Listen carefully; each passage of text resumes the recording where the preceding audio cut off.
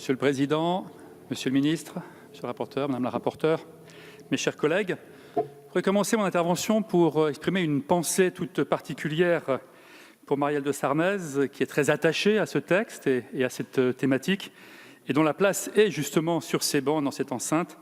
Nous lui apportons tout notre soutien et notre affection.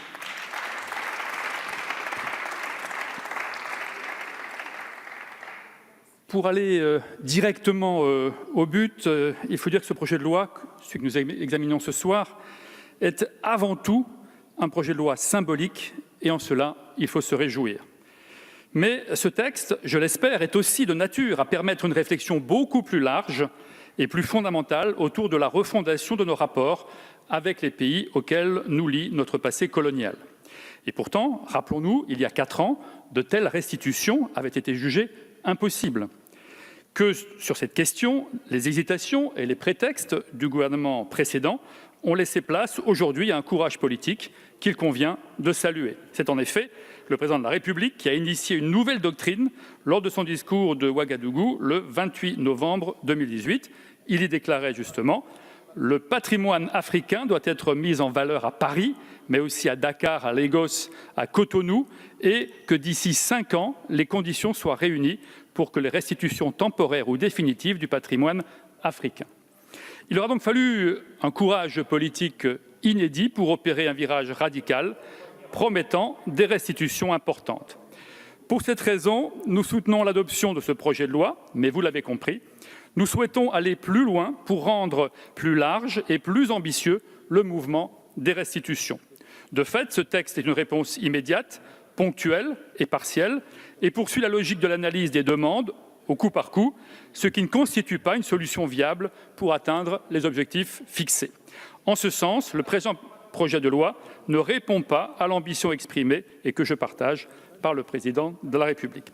Pour le groupe MODEM, l'adoption de ce projet est essentielle pour faire naître une dynamique, mais doit se prolonger par un effort de réflexion plus complet sur les règles qui entourent la restitution. Cet effort pourrait prendre la forme d'une mission ou d'un rapport parlementaire qui associerait la Commission des affaires étrangères et la Commission des affaires culturelles. Nous pourrions évaluer comment réarticuler le principe d'inaliénabilité des collections des musées publics, comprendre aussi comment transformer les dispositions de l'article L. 451-7 du Code du patrimoine qui empêche le déclassement des œuvres issues d'un legs ou d'un don sans passer par une loi ad hoc. L'objectif final serait de proposer une loi cadre sur les restitutions afin de leur donner une procédure claire, lisible et fluide qui ne serait pas dépendante des aléas politiques et du bon vouloir des décideurs. Je vous en prie, il s'agit là d'un objectif et non pas d'un... On écoute l'orateur, mes chers collègues. Je vous remercie. On écoute l'orateur, lui seul a la parole. Exprimer cette opinion si vous le voulez bien. Ce travail devra trouver un équilibre entre l'exigence, et j'en viens à votre point, de la préservation du patrimoine présent dans les musées français et des restitutions plus fréquentes et moins complexes à mettre en œuvre. Il sera aussi l'occasion d'aborder des sujets essentiels que le projet de loi n'a pas pour objet de traiter tel quel, le renforcement de l'accès aux musées africains, la formation de ces conservateurs et de ces restaurateurs d'œuvres d'art, la facilitation des prêts, de la circulation et du dialogue musée à musée, le déploiement également de l'expertise de l'agence France Muséum à travers le monde. Ainsi, avec une loi cadre et une ambitieuse stratégie de coopération, nous pourrions dépasser la notion de restitution pour fonder les bases d'une politique partenariale sincère et équitable. La doctrine qui en découlerait serait une rupture claire avec le chapitre trouble de la France-Afrique et serait le juste concours de la France à la réappropriation par les peuples africains de leur histoire et de leur patrimoine. Dans ce nouvel axe de relations africo-françaises, nous pourrions consacrer avec force et sans arrière-pensée le droit au patrimoine prôné par le Conseil de l'Europe lors de sa convention de Faro en 2005, il y a 15 ans déjà. Rappelons que bientôt 50% de la population africaine sera âgée de moins de 20 ans.